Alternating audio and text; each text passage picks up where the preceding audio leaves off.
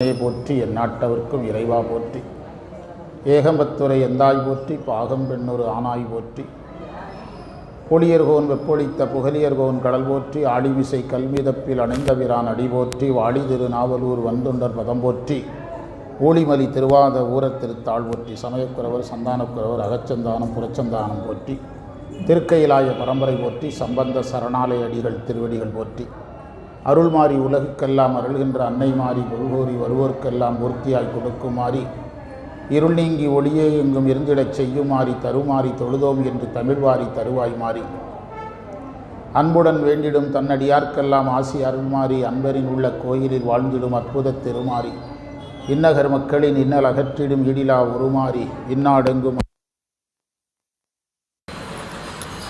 சைவத்தில் போலாம். அதை உலகலாம் என்று ஆரம்பிக்கிறாரு. இறைவன் எடுத்து கொடுத்தது, இறைவனே அடி எடுத்து கொடுத்த முதலீடு. இங்கிலீஷில் அதுக்கு என்ன பேர்? கேபிட்டல்னு சொல்லுவாங்க. ஃபர்ஸ்ட்னு அர்த்தம் கிடையாது, கேபிட்டல்னு அர்த்தம். கேபிட்டல் வேற, ஃபர்ஸ்ட் வேற.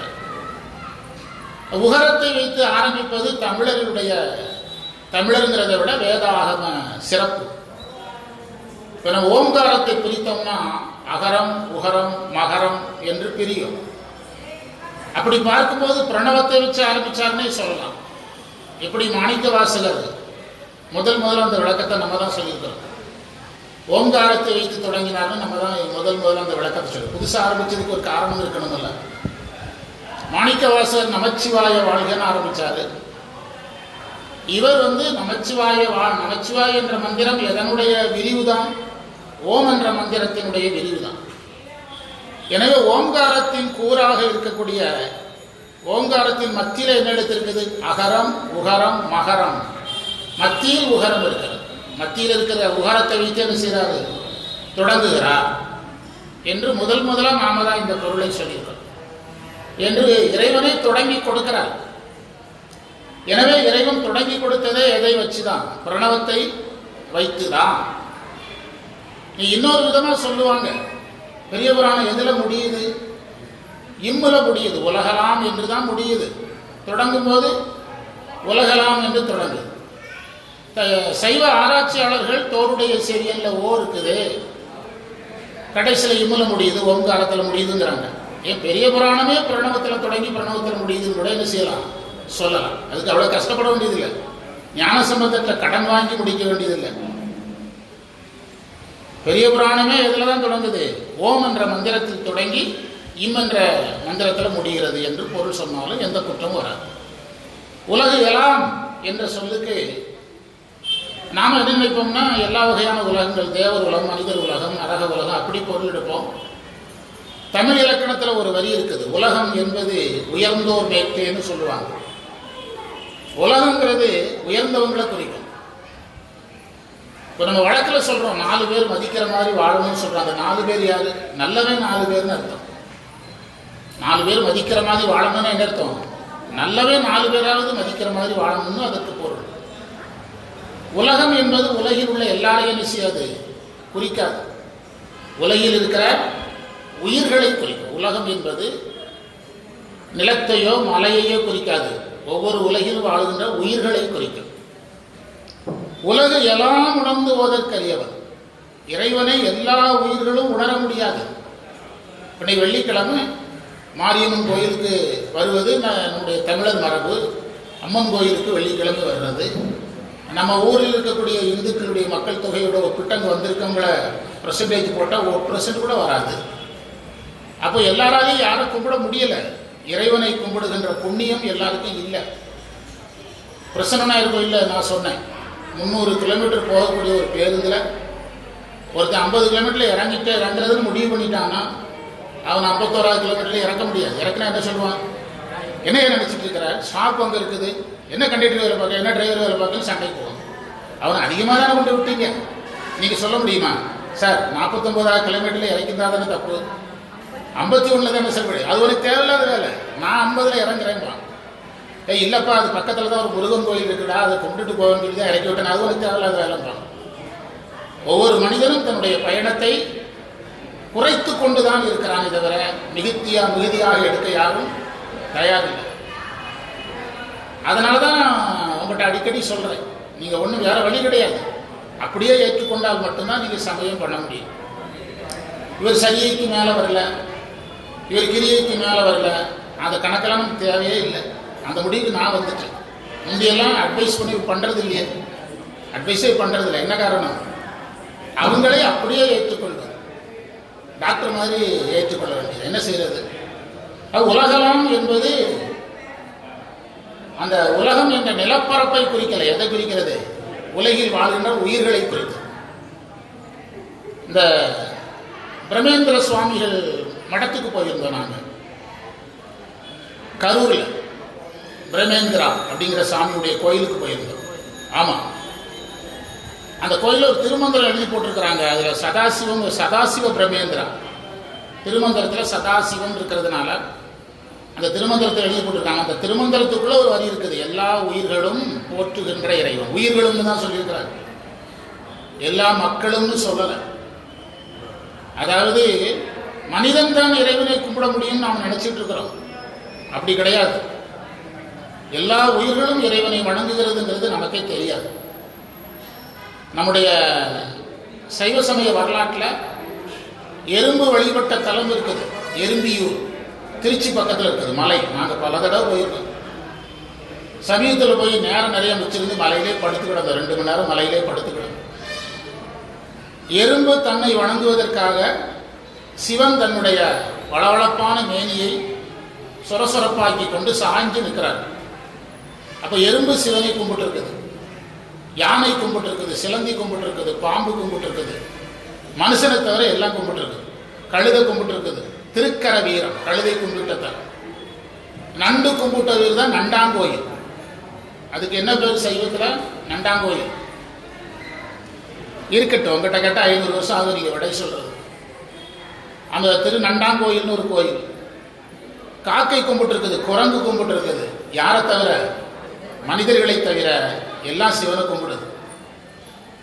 தமிழில் ஒரு பழைய பாடல் உண்டு. அதாவது, கதிரவன் கிரணக்கையால் கடவுளை தொழுவான், புட்கள் சுதியுடன் ஆடி பாடி துதி செய்யும், தருக்களெல்லாம் பொரியல் தூவி போற்றும் பூதம் தன் தொழில் செய்து ஏற்றும் அதிரிடல் ஒளியால் வாழ்த்தும் அகமேனி வாழ்த்தாதன. பாட்டுக்கு என்ன அர்த்தம்னா, சூரியனுடைய ஒளியே சிவ வழிபாடு தான். நிறைய சிவாலயங்களில் குறிப்பிட்ட நாளில் சூரிய ஒளி எது மேலே படும், அது வழிபாடு. இப்போ கூட நம்ம நோட்ஸ் கொடுக்கும்போது ஒருத்தருக்கு சூரிய ஒளி சிவலிங்கத்துக்கு மேலே படும்னு இப்போ ஒரு தடவை பதிஞ்சோம். இருக்கட்டும், யோசிக்க வேண்டாம். யோசிச்சு என்ன ஏதாவது டென்ஷன் பண்ணி விட்டுறாதீங்க. எதையுமே ஞாபகம் வர்றதுக்கு அதை எதுக்கு ஞாபகப்படுத்துறீங்க? அப்போ சூரியன் வழி கதிரவன் கிரணக்கையால் கடவுளை தொழுவான். பறவைகள் பாடுறதே என்னது தானா? இறை வழிபாடு தானா? புட்கள் எல்லாம் சுதியுடன் ஆடி பாடி துதி செய்யும். மரங்கள் பூக்கிறதே என்னதுதான்? வழிபாடு. இப்போ மரத்திலிருந்து பூ பூக்குது. சில பூவை நம்ம நிலத்தில் விழுந்த பிறகு எடுக்கிறோம். இப்போ நீங்கள் பவளமல்லி பூவெல்லாம் நீங்கள் மரத்துலேருந்து எடுக்க முடியாது. இதில் தான் எடுப்பாங்க, நிலத்தில் வேஷ்டி துணி விரிச்சு போட்டு எடுப்பாங்க. சைவ சமயப்படி நிலம் என்னது? இறைவன் தான். அப்போ பூ நிலத்தில் விழுந்தா அதுவே வழிபாடு தானே. நீங்கள் ஒரு மரம் பூத்த பிறகு, பூ நிலத்தில் விழுந்த பிறகு மரம் என்ன முடிச்சிட்டு நீங்கள் அந்த பூவை எடுத்தீங்கன்னா அது எத்தனாவது பூஜை? 2வது பூஜை தான். நிர்மாலிய மலர் தான் அது அப்படின்னு அந்த கவிதை சொல்லுது. ஒரு மரத்துல வந்து பூ கீழே விழுந்துட்டாலே மரமே என்ன முடிச்சிட்டு? சைவத்தில் நிலம் இறைவன் தானே. நிலத்து மேலே பூ விழுந்தா அப்போ யார் மேலே விழுந்தது? அப்போ முடிஞ்சது. நீங்கள் அப்படியே யோசிக்கிறது இல்லை. அப்போ பரவாயில்லையா, அப்போ பூஜையை பண்ணலன்னு சொல்ல முடியாது. அப்படி சொல்லியிருக்கிறாங்க. தருக்கள் எல்லாம் பொதியல தூவி போற்றும் பூதம் தன் தொழில் செய்து ஏற்றும், செய்யும் தொழிலே தெய்வம். பஞ்சபூதங்கள் அதனுடைய வேலையை ஒழுங்கா செய்யுது. பூதம் தன் தொழில் செய்து ஏற்றும். கடல் அலையினால இறைவனை வழிபாடு செய்தான், ஒளி செய்தான். ஆமா, கதிரவன் கிரணக்கையால் கடவுளை தொழுவான், புட்கள் எல்லாம் சுதியுடன் ஆடி பாடி துதி செய்யும், தருக்கள் எல்லாம் புதியல் தூள் பூதம் தன் தொழில் செய்தேற்றும், அதிர்கடல் ஒலியால் வாழ்த்தும். கடல்ல இருந்து வர்ற ஒலியே என்னதுதான்? ஒரு வாழ்த்து தாங்கிறது. அகமே நீ வாழ்த்தாதது என்னை, நீ ஒருவன் தான் இறை வழிபாடு செய்யாமல் இருக்கிறாய் என்று அந்த மந்திரம் சொல்றது. அதனால நமக்கு எல்லாமே வரும். என்ன வராது? வழிபாட்டை தவிர எல்லாம் வரும். சம்பாதிக்க தெரியும், படிக்க தெரியும், வாழ்க்கை அன்றாட பொருள் சார்ந்த வாழ்க்கைக்கு தேவையான எல்லாம் தெரியும். எது தெரியாது? இறை வழிபாடு நமக்கு தெரியாது. அதனால அதான் உலகெல்லாம் உணர்ந்து ஓதற்கரியவன். உலகெல்லாம் என்று சொன்னா அப்போ ஒருத்தருமே இறைவனை ஓத முடியாதன்னா பெரும்பான்மையை குறித்து சொன்னார். உலகத்தில் உள்ள எல்லா உயிர்களாலும் ஓத முடியாது என்று பொருள் அல்ல, உணர முடியாது என்று பொருள் அல்ல. அப்போ ஞானசம்பந்தர் உணரலையா, அப்போ திருநாவுக்கரசர் உணரலையா, திருமூலர் உணரவில்லையா, மாணிக்கவாசர் உணரவில்லையா, சேக்கிழார் உணரவில்லையா, அப்படி பொருள் அல்ல. பெரும்பான்மையான உயிர்களால் உணர்வதற்கு அறிவு. இப்போ நம்ம கண்டபத்தில் படித்தோம்ல, அந்த தேவர்கள் வணங்குகிறார்கள், மாணிக்கவாசகர் தான் கண்டேன்கிறார். இந்த வேறுபாடு தான் உணர்தல். எல்லா உயிர்களும் வணங்கலாம், அறியலாம், பாடலாம். ஆனால் இறைவன் கொடுக்கிற பேரின்பத்தை உணர்தல் தானே உணர்தல் ஆகும். பேரின்பத்துக்கு எல்லா உயிரும் என்ன செய்ய முடியாது, போக முடியாது. நீங்கள் பள்ளிக்கூடத்தில் படித்த காலத்தில் உங்கள் கூட 5ஆவது படித்த இப்போ என்ன பண்ணுறான்னு பாருங்க. நீங்கள் டிகிரி முடிச்சுன்னா அந்த டிகிரிக்கு அவன் வந்திருக்க மாட்டான். ட்ராப் அவுட்டில் ஒன்று 10th இருப்பான், அல்லது +2 இருப்பான், அல்லது டிகிரி இன்கம்ப்ளீட்டாக முடிச்சிருப்பான், அல்லது டிகிரி முடிச்சுட்டு மாஸ்டர் டிகிரி வராமல் போயிருப்பான், அல்லது மாஸ்டர் டிகிரி முடிச்சுட்டு PhD வராமல் போயிருப்பான். 5ஆவதுக்குள்ளே நம்ம கூட படித்தேன். இப்போ எங்கே வந்து சேர்ந்துருக்காங்க லிஸ்ட் எடுத்தீங்கன்னா 60 பேரில் 5 பேர் கூட பேச மாட்டாங்க, தேர மாட்டாங்க. அதுதான் இப்போ சொல்லப்பட்டது. உலகத்தில் நிறைய உயிர்கள் இருக்கலாம், பாடலாம்.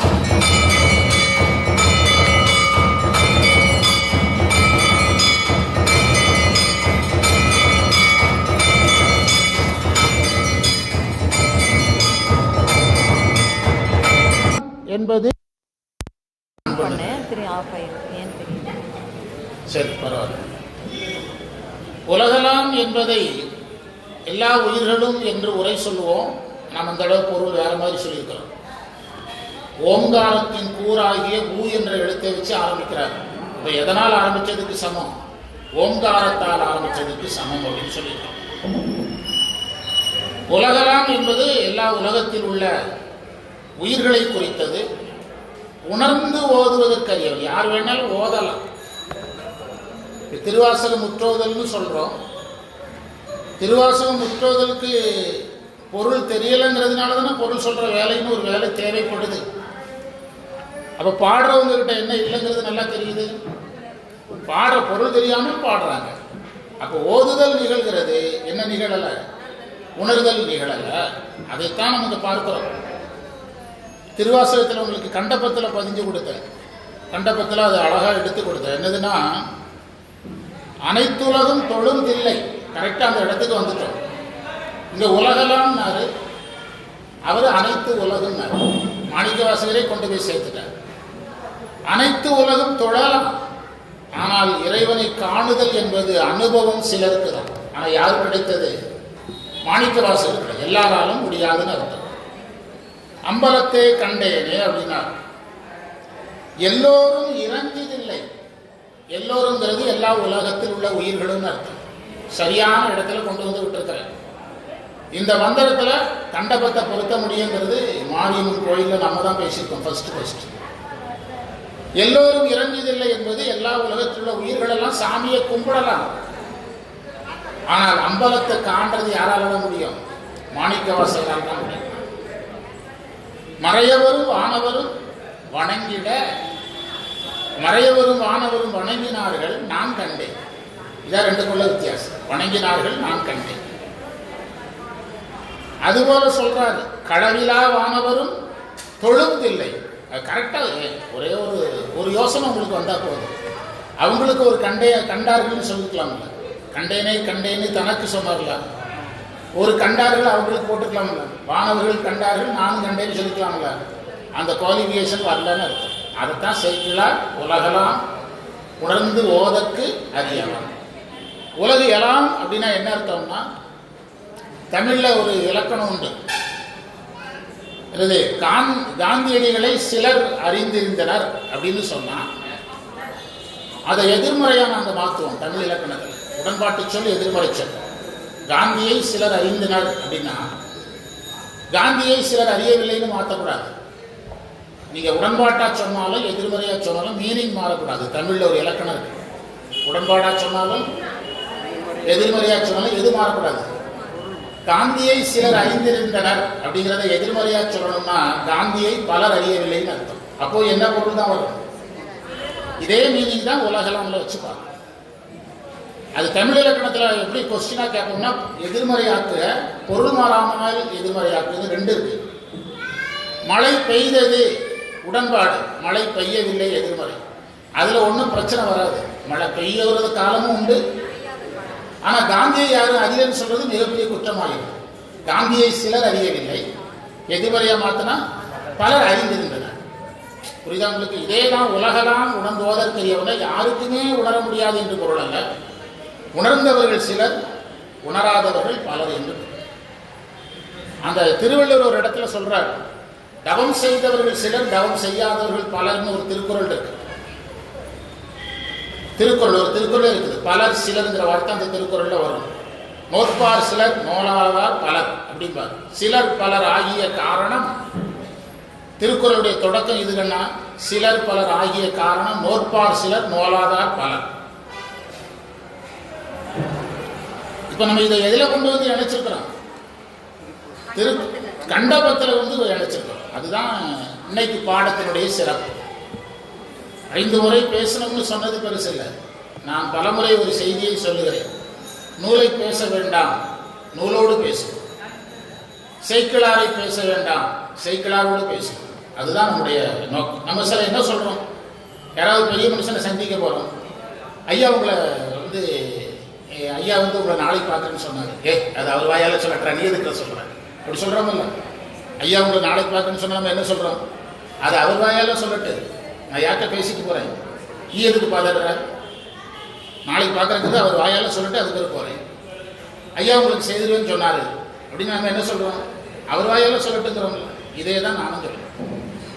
உலகெல்லாம் உணர்ந்து ஓதற்கரியவன் என்ன பொருள்? எல்லா உயிர்களும் இறைவனை உணர்ந்து ஓத முடியாது. அதான் அரியவன்னு தான் சொன்னாரு ஒரு வார்த்தைய.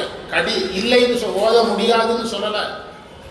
நம்முடைய இந்து சமயத்தில் முடியாது என்ற வார்த்தையே கிடையாது. அரியவன்னு தான் சொன்னாங்க, முடியாதுன்னு சொல்லல. அரியவன் என்ன அர்த்தம்?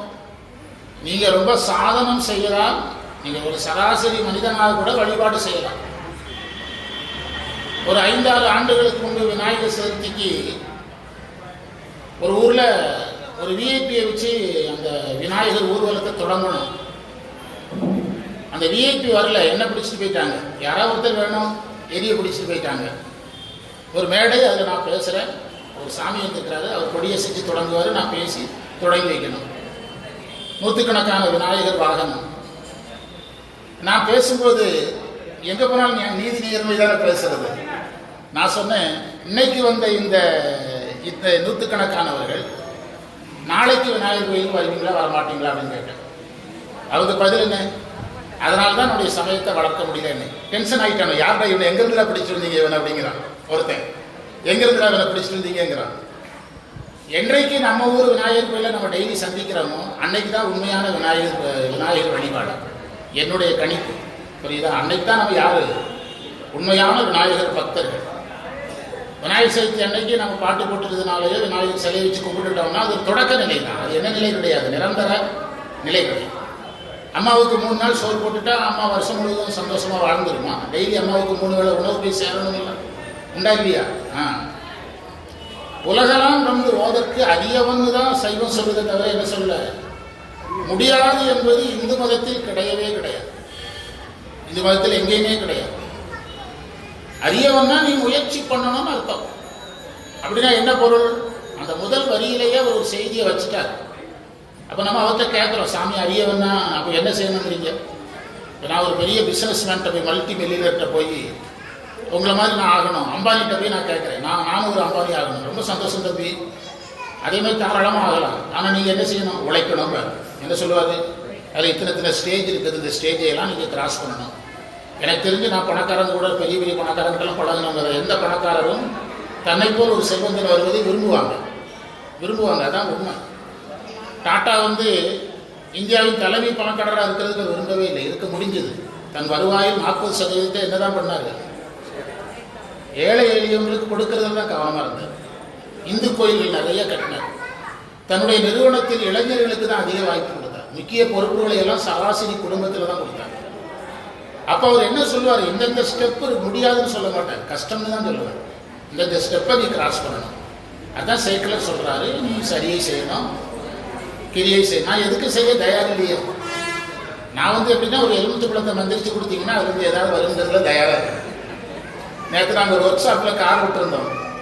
ஒருத்தர் வந்து கார் அவசரம்னா என்ன எலுமிச்சை பழத்தை மந்திரிச்சு கொடுக்குறதா கார் இப்போ பார்க்குறது 3 மணி நேரம் ஆகுனா 3 மணி நேரம் வெயிட் பண்ணி கார் எடுத்துட்டு அப்படிங்கிறாங்க. மந்திரத்தில் எது வராது, மாங்காய் வராது. சைவம் மந்திரத்தில் வராது. மந்திரத்தில் வரும், மந்திரத்தை வைத்து உழைக்கணும். உண்டா இல்லையா? உழைக்கணும். இப்போ நான் வந்து பெரிய புராணத்தை வந்து இந்த இடத்துல நான் பேச ஆரம்பித்தது 99. இன்னைக்கு வருஷம் எத்தனை? 99. அதில் 2 27வது வருஷம். இன்னைக்கும் இந்த பாடம் எனக்கு ஏதாவது தெரியுது, புதுசாக தான் தெரியும், பயந்துட்டு தான் பேசுகிறேன். இது 27வது வருஷம் இந்த இடத்துல நான் பாடம் எடுக்க ஆரம்பிச்சு. இன்னைக்கும் இந்த பாடம் எனக்கு புது பாடமாக தான் தெரியும். அப்போ என்னதுன்னா சைவம் என்ன கேட்குது? உழைக்க சொல்லும். கடன் பணி செய்து கிடப்பதே அதான் அரியவன். அது சரியை பண்ணணும். அந்த மார்க்கத்தை வைக்கிறதுக்கு தான் அரியவன் சொன்னார். அரியவன் ஏன் சொன்னார்னா, நீ சரியை செய்தால் எளியவன், சரியை செய்து கிரியை செய்தால் எளியவன், கிரியை செய்து யோகம் செய்தால் எளியவன், ஞானம் செய்தால் எளியவன். யார் சொன்னான்? தடக்கையின் எனக்கு ஆயினன், தடக்கையின் நெல்லிக்கனி எனக்கு ஆயினன். அப்ப மாணிக்கவாசகருக்கு யார் ஆயிட்டாரு? எளியவன் ஆயிட்டார். மாணிக்கவாசகருக்கு எளியவன் ஆகிவிட்டார். ஆனா உனக்கு சொல்ல முடியாதுங்கிறீங்க சொல்றாரு. சொல்லுவது அறியே, உன்கிட்ட நான் சொல்ல முடியாது. ஏன்னா என்னுடைய லெவல்ல யார் இல்லை, என்னுடைய லெவல்ல நீ இல்லை அப்படிங்கிறார். உலகெல்லாம் உணர்ந்து ஓதுதற்கு அறியவன், ஓதலாம் உணர்ந்து ஓத முடியாது. நீங்க சொல்லிய பாட்டின் பொருள் உணர்ந்துங்கிற வரியை மட்டுமே பிடிச்சிட்டு இருக்கிறீங்க. சேக்கிழாரும் அந்த வரியை என்ன சொல்றாரு? இந்த வரியை நீ சேர்த்து சொல்லணும்.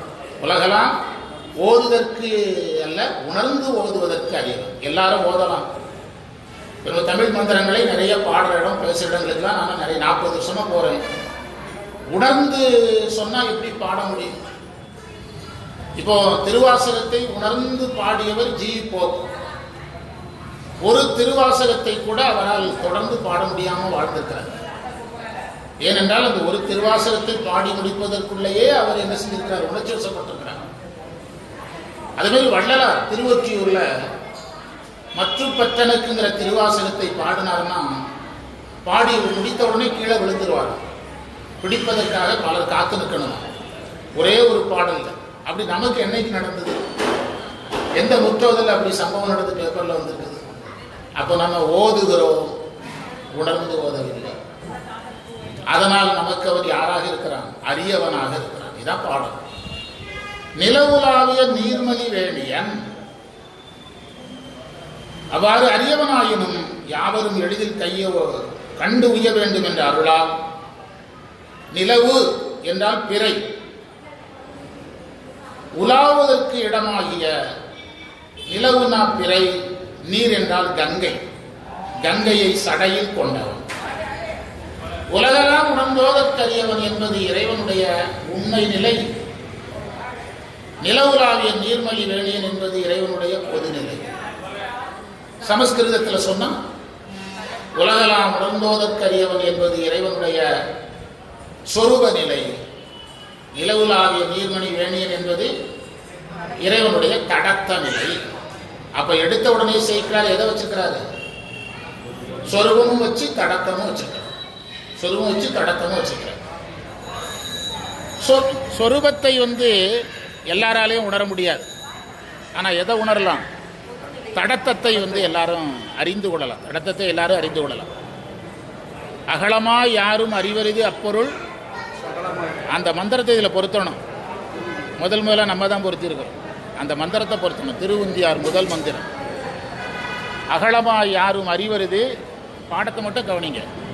அகலமா யாரும் அறிவறிது அப்பொருள் சகலமாய். சகலம்னா உருவத்தில் வர்றது, அகலம்னா சொரூபத்தில் வர்றது. அகலமா யாரும் அறிவறிது அப்பொருள் சகலமாய் வந்ததென்று உந்தி பெற என்ற எந்த மந்திரத்தை அதில் பொருத்தணும்? திருவுந்தியார் முதல் மந்திரத்தை பொருத்தணும். நிலவுலாவிய நீர்மலி வேணியன். இதில் சேக்கிழார் இந்த நிலவை சொல்லி கங்கையை சொல்றார். வண்டி போகட்டுப்பா, ஆஃப் பண்ணி வச்சுக்கோ, சார்ஜ்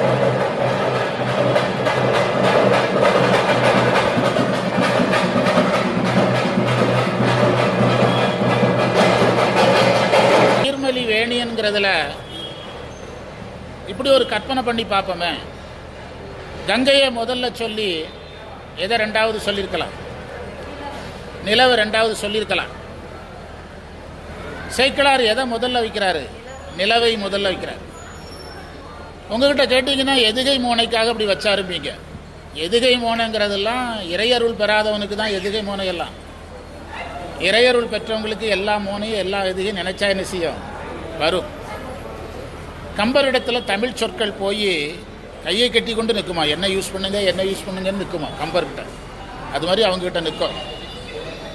அவர் கங்கையை நிலவை முதலில் சொன்னதுக்கு என்ன காரணம் தெரியுமா, இறைவனுடைய கருணையை சொல்றதுக்காக. சந்திரனுக்கு என்ன கொடுக்கிறாரு, அடைக்கலம் கொடுப்பான்.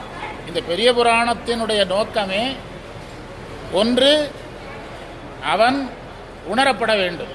பெரிய புராணத்தை சேக்கிழார் எழுதுகிற நோக்கம் இதில் இதுதான் இருக்குது. ஒன்று, இறைவன் உணரப்பட வேண்டும். ஒன்று. ரெண்டு, உணர்வதற்கு சாதனங்களை செய்யணும். தவம் ஞானம் சாதனமாக செய்யணும்.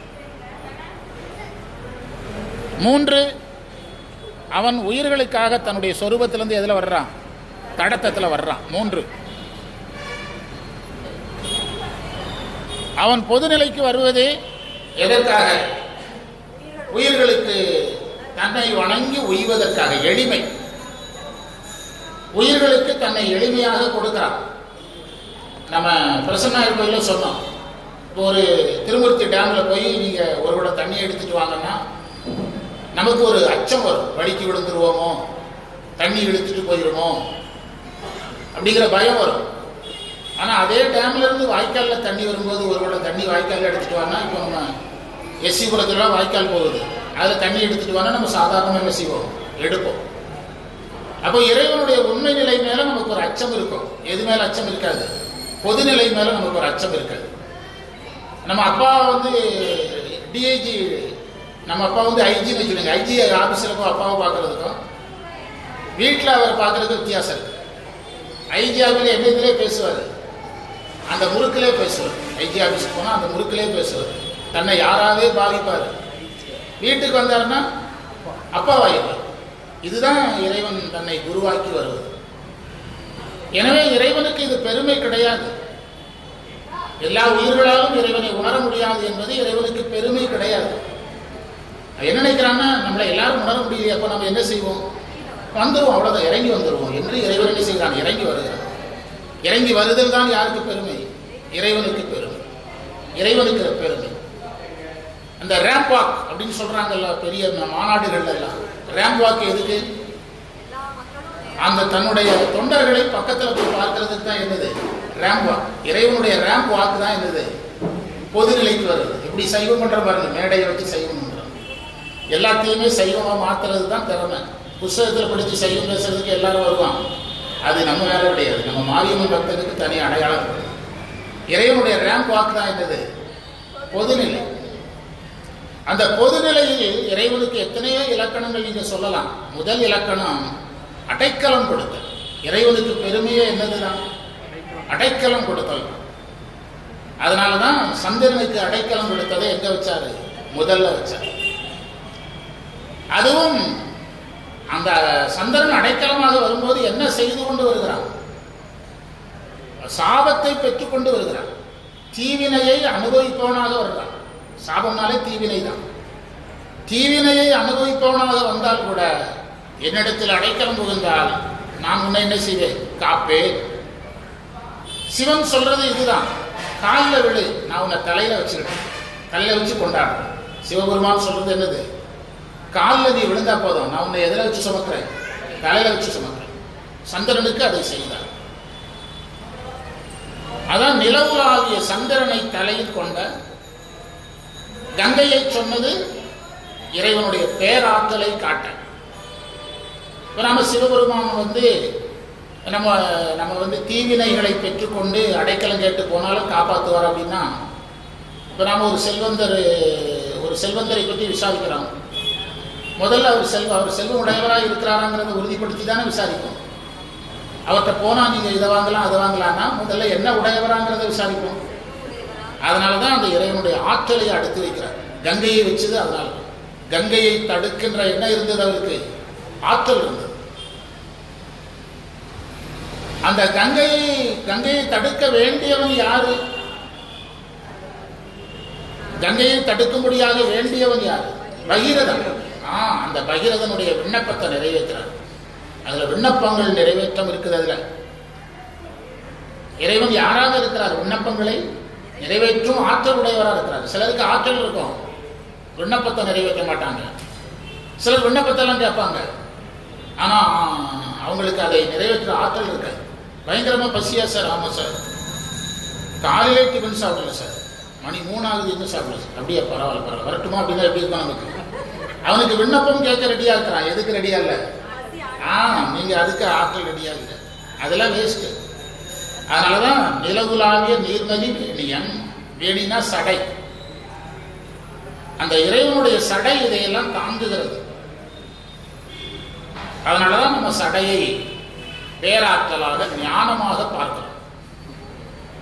இறைவனுடைய சடை தாங்குவதாக இருக்கிறது. தாங்குதல் தான். நீங்க அப்பக்கு போங்க, நங்கடம்பனை பெற்றனள் பங்கினம் தங்கடம், அந்த தாங்குதல் தான் சார் முதல் கேரண்டி. இறைவனுக்கு நீங்க சைவத்துல கடமைன்னு கேட்டா 1000 கடமை சொல்லுவீங்க. அப்பர்கிட்ட கேட்டாங்க எத்தனை கடமை சொன்னாரு? அப்பர் எத்தனை கடமை சொன்னாரு? ஒரே கடமை தான், என்ன தாங்கிறது உன் கடமை, அவ்வளவுதான். அதான் அவர் செய்து காட்டினார். சந்திரனை தாங்கி காட்டினாரு, கங்கையை தடுத்து காட்டினாரு, பகீரதனுக்கு வரம் கொடுத்தாரு. அதெல்லாம் அதுல வருகிறது. இந்த மந்திரத்துக்குள்ள இறைவனுடைய 5 ஒளி சொல்லுவாங்க. இந்த மந்திரத்துல இறைவனுடைய 5 ஒளி சொல்லுவாங்க. படைத்தல், காத்தல், அழித்தல், மறைத்தல், அருளல் இருக்கும்பாங்க. அதே மாதிரி இந்த மந்திரத்தில் அருவம் உருவம் அருவுருவம் இருக்குன்னு சொல்லுவாங்க. பாருங்க, உலகலாம் உணர்ந்து ஓதற்கரியவன் அருவம், அலையில் சோதியன் அரு உருவம், அம்பலத்தாடுவான் உருவம். பாருங்க, இன்னும் ஒரு செய்தி என்ன தெரியுமா? இந்த மந்திரத்துல எழுத்து எண்ணுவாங்க. எல்லா எழுத்தையும் எண்ணுனா தனியடியார்கள் 63 பேர், தொகையடியார் 9. அந்த எழுத்து நம்பர் வரும் இந்த மந்திரத்துல. மெய்யெழுத்தை கழிச்சா 63 வரும். எத்தனை நாயன்மார்கள் வருவாங்க? இப்படியெல்லாம் ஆராய்ச்சி இருக்குது. அது பழைய ஆராய்ச்சி, ரொம்ப காலமாக இருக்கக்கூடிய ஆராய்ச்சி. என்னதெல்லாம் வரும்னு சொன்னேன்? 5 ஒளி வரும், அருவம் உருவம் அருவுருவம் வரும். எல்லா எழுத்தையும் எண்ணுனா 72 எழுத்து வரும். மெய்யெழுத்தை கழிச்சா 63 எழுத்து வரும். இப்படியெல்லாம் இந்த பெரிய புராணம் முதல் மந்திரத்தை நம்மள்கிட்ட ஒரு பழக்கம் இருக்குது. தோளுடைய செவியனுக்கு இருக்கிற விதிமுறை வேற எதுவும் கிடையாது. நம்மகிட்ட அது ஒரு பெரிய திறமை. நம்ம ஆட்களுக்கு முதல் மந்திரத்தை மட்டும் தட்டி எடுப்பாங்க, விட்டுருவாங்க. அதே மாதிரி உலகலாமுக்கு எழுதின விதிமுறை வேற எந்த மந்திரத்துக்கும் கிடையாது. அதுக்கு ஒரு எழுதலை. அதை இதில் வைத்து பாடினேன். இப்போ அருவம் அருவுருவம் இவ்வளோ அழகாக வெளியே வருது பார்த்தீங்களா? உருவம் வருகிறது. நீர்மணி வேணியன் அழகில் சோதியன். அழகில் சோதியன்னா அளவற்ற. அழகில் என்பதற்கு அளவற்ற. அழகு என்ற தமிழ் சொல்லுக்கு இங்கிலீஷ்ல யூனிட் அப்படின்னு பேர். நீங்க கம்பெனிகள்ல போனா அலகு 1, அலகு 2, அலகு 3பாங்க. Unit 1, unit 2பாங்க. பள்ளிக்கூடத்துல யூனிட் டெஸ்ட்னு வைப்பாங்க. அதுக்கு அலகு 1, அலகு 2, அலகு 3. பிரிக்க முடிந்தால் அலகு. அலகு இல்லைன்னா இங்கிலீஷ் முடியல, பிரிக்க முடியல. பிரிக்க முடியாத ஜோதி, அழகில் ஜோதியா. இறைவன் ஜோதி வடிவமாக இருக்கிறான். உலகெல்லாம் உணர்ந்து ஓதற்கரியவனாக இருக்கிறான். அதை சரீரில் வச்சு பார்க்கலாம். நீங்க நிலவுலாவிய நீர்மலி வேணியனாக இருக்கிறான். அதை கிரியையில வச்சு பார்க்கலாம். அழகில் சோதியம் எதா பார்க்கலாம். ஏன்னா கிரியைக்கு பிறகு என்னது? யோகமா பார்க்கலாம். மலர் சிலம்படி ஞானமா பார்க்கலாம். இது ஏற்கனவே பார்க்கப்படாத ஒரு பார்வை. ஏற்கனவே இந்த பார்வை கிடையாது. சரியகிரிய யோகம் ஞானம் பார்க்க மாட்டாங்க. 5 தொழில் சொல்லுவாங்க. நம்ம புதுசா சொல்லியிருக்கோம். முதல் வரி சரியை, 2வது வரி கிரியை, 3வது வரி யோகம், 4வது வரி ஞானம். அயரான்பின் அதைத்தான் மலர் சிலம்படி. மலர் சிலம்படி வாழ்த்தி வணங்குவான். அலையில் சோதியன் அம்பலத்து ஆடுவான். அதாவது ஜோதி என்பது ஜோதியைத்தான் நம்ம நடராஜரா பார்க்கிறோம். இந்த உண்மை உங்களுக்கு நல்லா புரியணும்னா, வள்ளலாரை ரொம்ப கவர்ந்த இறைவன்ல நடராஜர் முக்கியம். முருகரும் அவரை ரொம்ப கவர்ந்தார், நடராஜரும் ரொம்ப கவர்ந்தார். அதனால்தான் அவருடைய கீர்த்தனைகள் எல்லாம் நடராஜர் மேலதான் அதிகமா இருக்குதா. 6ஆம் திருமுறையில் இருக்குது வள்ளலாருடைய கீர்த்தனைகள். நிறைய நடராஜர் மேல பாடியிருக்கிறார். அவருடைய 6ஆம் திருமுறை எடுத்து படிச்சுங்க. வள்ளலாருக்கு நடராஜர் ரொம்ப பிடிச்சது. ஆனா நடராஜரை அவர் தன்னுடைய தான் அமைத்த வழிபாட்டு நிலையத்தில் யாரை வைக்க அவர் தயாரில்லை. வள்ளலார் நடராஜரை வைக்க தயாரா. ஏனென்றால் நடராஜர் வேணும், நடராஜர் உருவமா வேண்டாம். ஏன்னா அவர் எந்த வழிபாட்டை எதிர்த்தார்? உருவ வழிபாட்டை அவர் எதிர்த்தார் என்பதை விட அவருடைய மாற்று சிந்தனை, உருவ வழிபாட்டுக்கு மாற்று சிந்தனை. அதனால அவர் என்ன செய்தாரு? சைவ சமயப்படி நடராஜரும் ஜோதியும் ஒண்ணுதான். அதனால அவர் எதை வச்சாரு அவங்களுக்கே தெரியாது. சொன்னாலும் காது கொடுத்து கேட்க மாட்டாங்க சன்மார்க்கிகள். அவங்களுக்கு தெரிஞ்சதே பேசிக்கிட்டே இருப்பாங்களே தவிர நடராஜரும் ஜோதியும் ஒண்ணுதாங்கிறத நம்ம சொன்னாலும் காது கொடுத்து சீரியஸா கேட்க மாட்டாங்க. அது பொள்ளாச்சி எவ்வளவு பரவாயில்ல. என்ன பொள்ளாச்சிக்காரங்க கனியூர்காரங்கெல்லாம் நல்லா கேட்கறாங்க. சரியா? என்ன சொன்னேன்? நீங்க அதனாலதான் சன்மார்க்க சபையில போனா ஜோதி எந்த திசை பார்த்திருக்கோம்? தெற்கு திசை பார்த்திருக்கோம். தெற்கு திசை பார்த்திருக்கோம். நீங்க கனியூர் கோயிலுக்கே போங்க, ஜோதி எந்த திசை பார்த்திருக்கோம்? தெற்கு திசை பார்த்திருக்கோம். நீங்க எந்த சன்மார்க்க சபைக்கு போனாலும் ஜோதி ஏற்ற இடம் எந்த திசை பார்த்திருக்கோம்? என்ன புரிஞ்சுக்கிட்டோம்? சிவாலயத்துல நடராஜரை வைக்கிற இடத்துல வள்ளலார் ஜோதியை வச்சார். அவர் நடராஜரை வைத்தார்னா உருவ வழிபாடு, ஜோதியை வைத்தார் உருவ வழிபாடு இல்லை என்ற ஒரு முடிவுக்கு வந்தார். எங்ககிட்ட என்ன சார் சொல்றீங்கன்னா, நீங்கள் ஜோதி வழிபாடு செய்தால் அது என்ன வழிபாடாகவே மாறிக்கொள்ளும்? நடராஜர் வழிபாடாகவே மாறிக்கொள்ளும். இப்போ கூட நம்ம திருவாசகத்தில் பதிவு செய்த கண்டபத்தில் சோதியே சுடரே கிடையாது, அது கண்டபத்திலேயே இருக்குது. எதையாவது தோன்றதெல்லாம் சொல்றதுன்னு முடிவு பண்ணியாச்சு, சொல்லிட வேண்டியது. கண்டபத்தில் கடைசியில் இருக்குது. கண்டபத்தில் இப்பதான் பதிவு பண்ணோம். கடைசி மந்திரம் சொல்லுங்க. பூதங்கள் கடைசி மந்திரத்துல இல்ல, அந்த வகுப்புக்கு வந்தவங்க சொல்லுங்க. அந்த மந்திரத்துல அந்த வரியை சொல்லுங்க, படிங்க.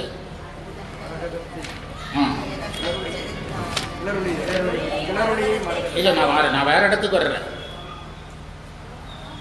அந்த மந்திரம் பாங்கினோடு பரிசொன்றும் அறியாத நாயானை ஓங்கி உளத்து ஒளி வளர உலப்பிலா அருளி. அதுல ஒரு முக்கியமான இதிலிருந்து போட்டோமா அல்லது வேற ஒரு பகுதியாக? ஜோதிங்கிறது அசையக்கூடியதுன்னு ஒரு வார்த்தை இருக்கணும். கிளர் ஒளியை, அந்த கிளர் ஒளிங்கிற வார்த்தை தான் அசையக்கூடிய ஒளி என்ற பொருளை தரும். கிளர் ஒளி. ஜோதி என்பது அசையக்கூடியதுங்கிறது தான் நடராஜர் தத்துவத்தில் நேரடியாக போய் பொருந்துறது. பிரபஞ்சத்தினுடைய இயக்கத்தை குறிக்கிறது தான் என்ன வழிபாடு? நடராஜர் வழிபாடு. பிரபஞ்சத்தின் காஸ்மிக் டான்ஸ், பிரபஞ்சத்தின் இயக்கம், அதான் நடராஜர் வழிபாடு. அதான் அலையின் சோதியன் என்றார். சரியில் நிற்பவன் ஓதுகிறான், கிரியில் நிற்பவன் நீர்மொழி வேணியனாக உருவமா பார்த்தாலே கிரியை வந்துடும். பிறகு அவன் தன்னுடைய அக வழிபாட்டில் எதா பார்க்கிறான்? ஜோதியாக பார்க்கிறான். ஜோதியா பார்க்கிற இறைவனை அம்பலத்தாடுவானா பார்க்கிறதே ஞானம்தான். அதுக்கு பிரமாணம் சொல்லுங்க. அம்பலத்தாடுவானா பார்க்கிறது ஞானம்தாங்கிறதுக்கு திருவாசகமே தான் பிரமாணம். 30வது பதிகத்தில் குரு வந்தாரு. குரு வந்த பிறகு யார் வந்தா? நடராஜர் வந்தார். அதுவே ஞானம் தானே. குரு வந்த பிறகுதான் நடராஜர் வர்றாரு. ஏன் நாயன்மார்கள் எல்லாம் எடுத்த உடனே நடராஜர் கோயிலுக்கு போனாங்களா? யாத்திரையில நிறைவு பண்ணுவது போனாங்களா?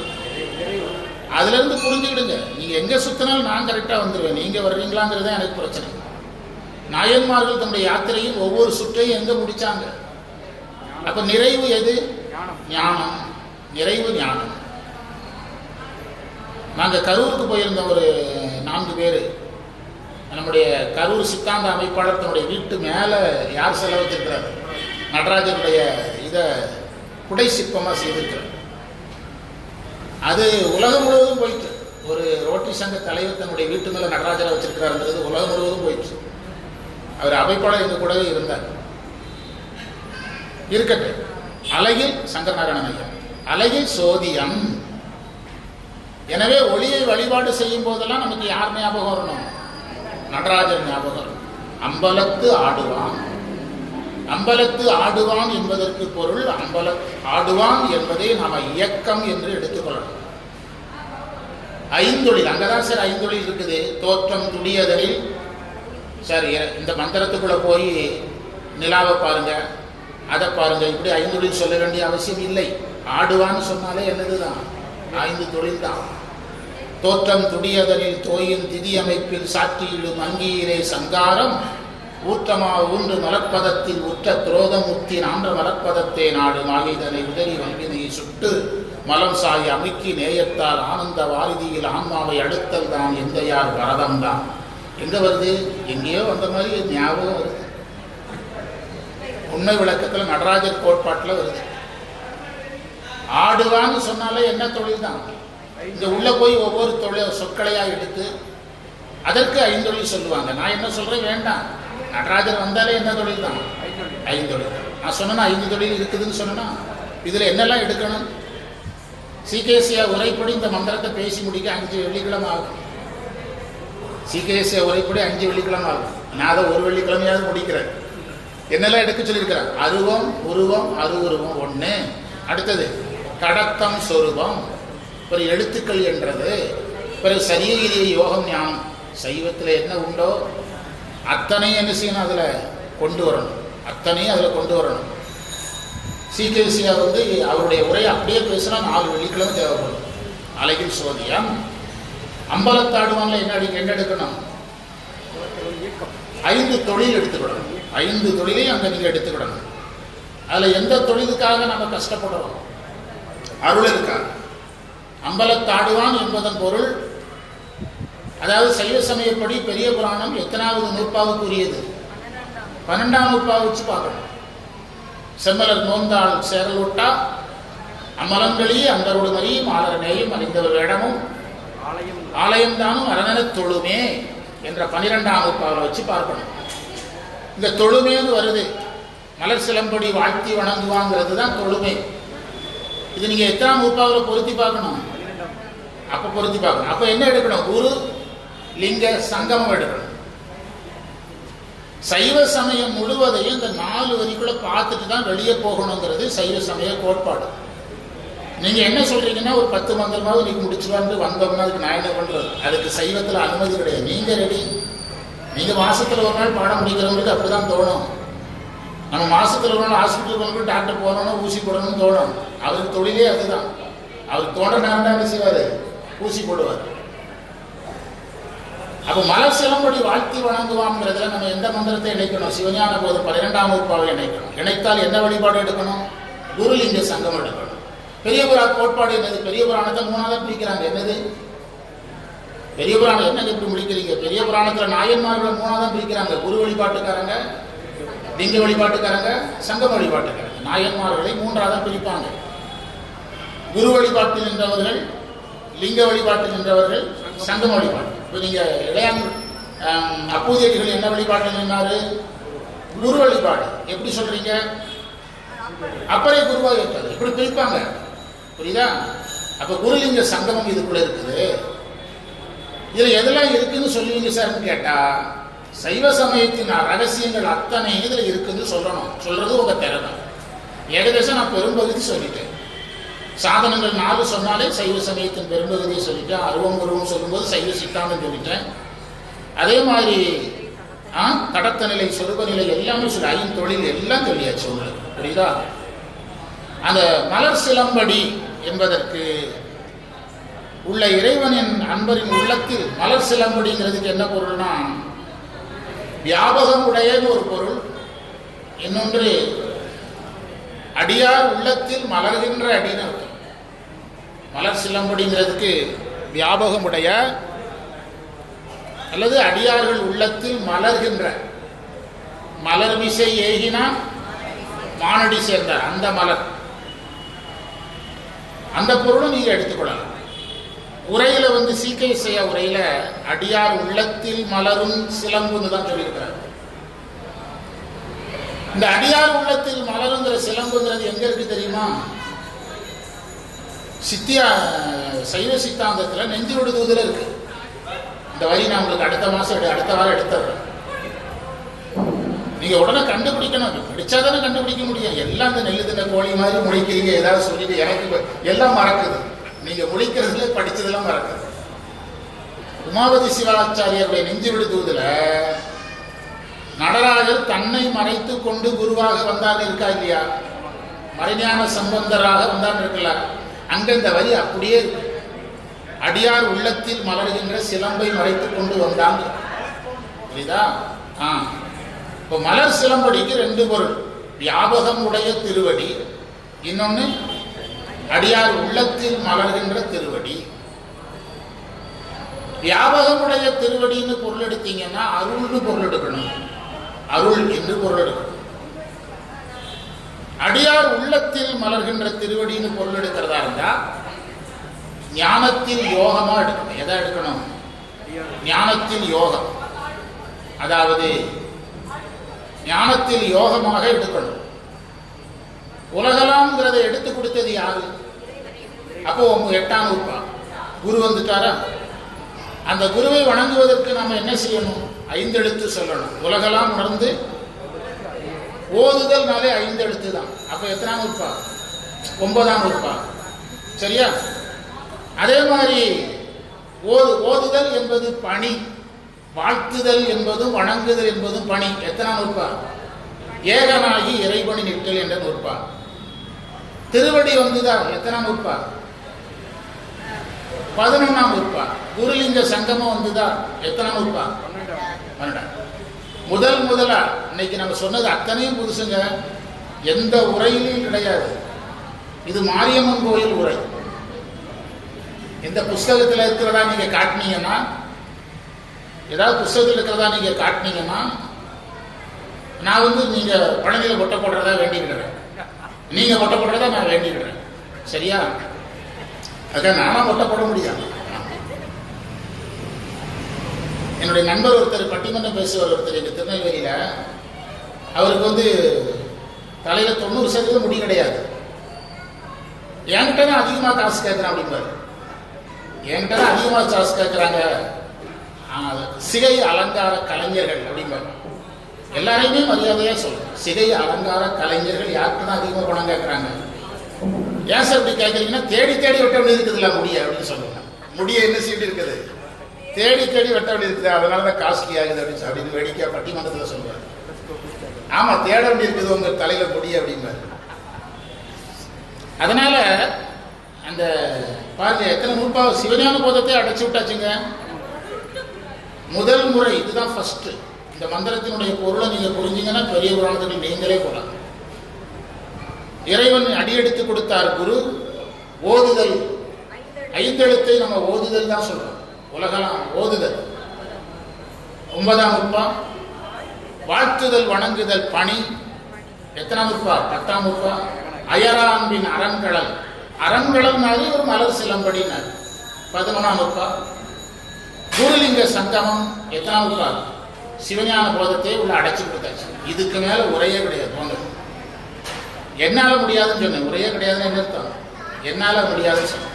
மலர் சிலம்படி வாழ்த்தி. இந்த வாழ்த்தி வணங்குவாங்கிறத நல்லா கவனிங்க. அதாவது சைவத்தில் என்னால் எதுவுமே முடியாது சார் அப்படின்னா, கண்ணப்பறை போல நம்ம கண்ணு கொடுக்க முடியாது. திருக்களித்துப்படியார் அதான் சொல்லுது. கண்ணப்பறை போல கண்ணை கொடுக்க முடியாது. அதே போல சிறுத்தொண்ட நாயனார் போல மகனை கொடுக்க முடியாது. அப்படின்னா என்னது? இந்த 2 செஞ்சா போதும். இறைவனை வாழ்த்துதலும் வணங்குதலும் வாழ்நாள் முழுதும் ஞாபகம் வச்சுடுங்க. எந்த கோயிலுக்கு போனாலும் ஒரு புஸ்தகம் கொண்டு போங்க, தெரிஞ்ச 2 பாடலை சொல்லுங்க. பேசிட்டு இருந்தவர் யாராவது மைக்கில் பேசியிருந்தா டிஸ்டர்ப் பண்ணுங்க முடிஞ்ச அளவுக்கு. புரியுதா? வாழ்த்துங்க, வணங்குங்க. வாழ்த்தி ரெண்டே கடமை தாங்க செய்வனுக்கு. என்னதெல்லாம்? இறைவனை புகழ், இறைவனை வணங்கும். ஆமா, வாழ்த்தி வணங்கும். பெரிய புராணம் முழுவதும் ஆயிரக்கணக்கான இடத்துல இந்த கான்செப்ட் வருது.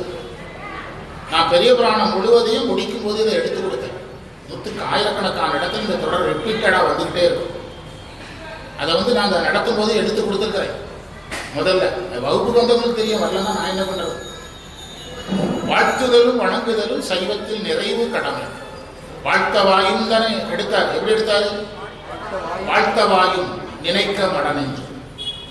நினைக்க மடனெஞ்சுதான் மலர் சிலம்படி. தாழ்த்த சென்னியின் தந்த தலைவன் வாயே அங்கேயும் வாழ்த்துதான் சொன்னார். சைவத்தில் ரெண்டே கடமை தான்.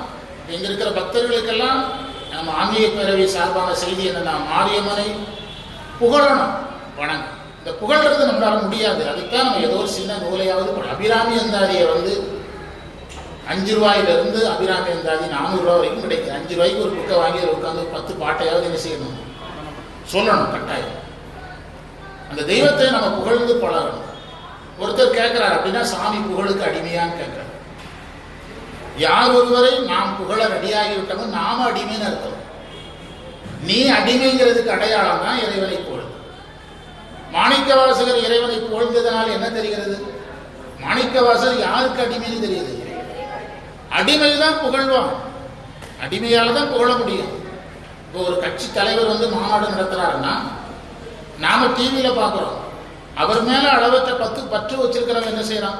பத்திரி அடிச்சு முந்தின நாளை போய் பார்க்கறான், முந்தின நாளை காத்து கிடக்கிறான்.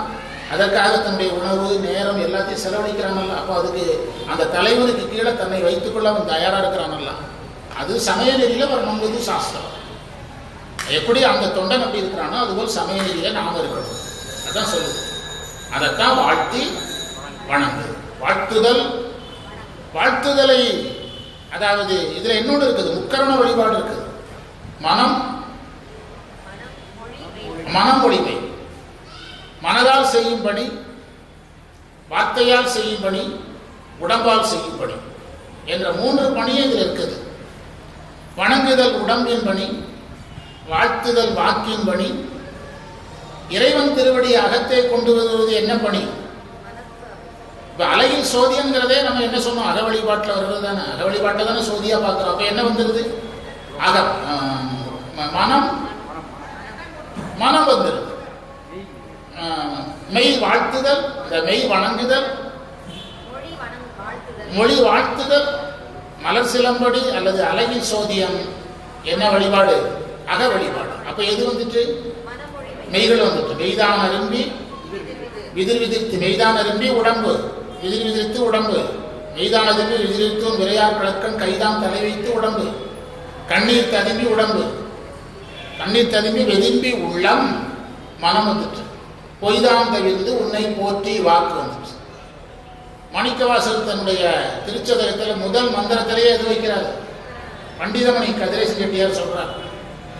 இந்த கதிரேசன் அண்ணே வந்திருக்கிறாரு, பண்டிதமணி கதிரேசன் செட்டியார் சொல்றாரு. திருச்சதகத்தில் முதல் மந்திரத்தில் என்ன இருக்குங்கிறாரு? மனதையும் சொல்றாரு, வாக்கையும் சொல்றாரு, உடம்பையும் சொல்றாரு. வழிபாட்டில் இந்த 3 இருக்கணும்.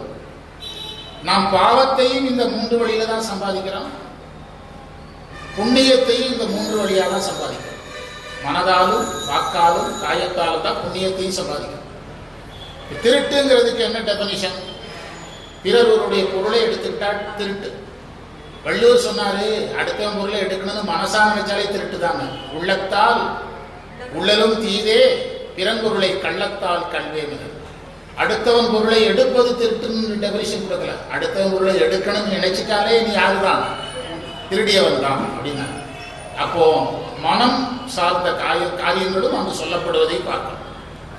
அதைத்தான் மலர் சிலம்படி வாழ்த்தி வணங்குவாம்னா வணங்குவோம் அர்த்தம். சரியா? நமக்கு மந்திரத்தில் பார்த்ததெல்லாம் தொகுத்து சொன்னா நம்ம கிளம்பலாம். 1, உலகலாம் என்பது தமிழ் இலக்கிய மரபுப்படி தொடங்கப்பட்டது. அப்படி பொருள் சொல்றதை விட அடியெடுத்து கொடுத்தது யாரு? சிவபெருமான் வாயால மந்திரம் வருமா, வார்த்தைகள் வருமா? சிவன் வாயால என்னங்க வரும்? அப்போ அவர் எடுத்து கொடுத்த வார்த்தையே என்னதுதான்? மந்திரம் தானே. அப்போ அது பிரணவம், அவ்வளவுதான். போயிட்டே எதை வைத்து தொடங்குகிறது நூல்? பிரணவத்தால் தொடங்குகிறது. ஒன்று, உணர்ந்து ஓதுதற்கு அறியவன்.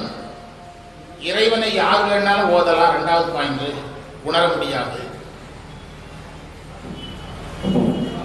அறியவன், அறியவன் என்ற பொருளுக்கு முடியாதுன்னு சொல்லல. அறியவன் சொன்னா, இப்ப நாம ஒரு மலை ஏற ஒருத்தர் ஆசைப்படுறாரு, இது வழியா போறது கஷ்டம் சார், போக முடியாதுன்னா மீனிங் வேற. இது வழியா போறது கஷ்டம் சார்னு அவர் என்ன கேட்பாரு? அப்ப எந்த வழியா போகணும் சார் அப்படி கேட்பாங்கல்ல. இப்போ அறியவன்னா அதுக்கு வேற ஏதோ வழி இருக்குது. அதுதான் மார்க்கங்கள். எத்தனை சரியகிரியை யோகம் ஞானம் சொல்லுகிறது. முதல் வரி இறைவனுடைய உண்மை நிலையை சொல்லுகிறது. இரண்டாவது இறைவனுடைய பொதுநிலையை சொல்லுகிறது.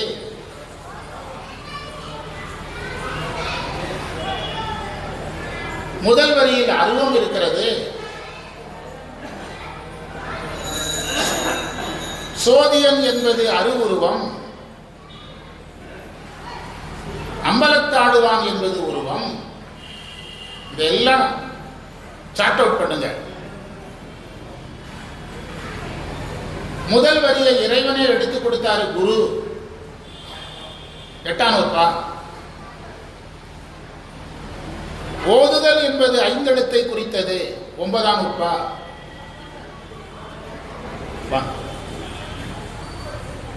இன்னைக்கு கதிரேசன் சார் மாலை போட சொல்ல. ஒவ்வொருத்தர் அவர் இன்னைக்கு சிறப்பு விருந்தினர். என்ன சொன்ன? 9ஆம் வகுப்பா. வாழ்த்தி வணங்குவான் எங்க? 10ஆம் வகுப்பா. என்னது? ஏகனாகி. அப்ப 10ஆம் வகுப்பா. மலர் சிலம்படி 11ஆம் வகுப்பா. ஏன்? அயரான்பின் அரண்களல் செல்லுமே 11ஆம் வகுப்பா. குரு வருகிறது, லிங்கம் வருகிறது, சங்கமம் வருகிறது. அப்ப 12ஆம் வகுப்பா. நடராஜரை சொன்னாலே எத்தனை தொழில் சொல்லணும்? 5 தொழில் சொல்லணும். அப்ப 5 தொழில் இருக்குது. சைவத்தில் என்ன விடுபட்டு இருக்குது? எதுவுமே விடுபட. அந்த இடத்துக்கு நீங்க வந்துடணும்.